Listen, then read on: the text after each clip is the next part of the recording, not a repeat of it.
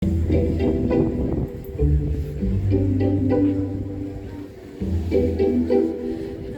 taju on tulnud külm ja pime, on ärmas kuud ja lumimas, kuid talv on siiski imeline, sest jõulud tulnud taas ja luus, mis pärib kaugest ajast, on jälle harras kõigi meel.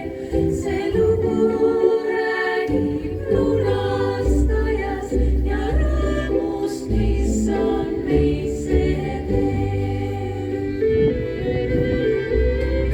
teen ootusel süda lahti, siis jõulurõõm on suur ja ehk ning keset teisi taevatähti taas tõuseb meile jõulutäht.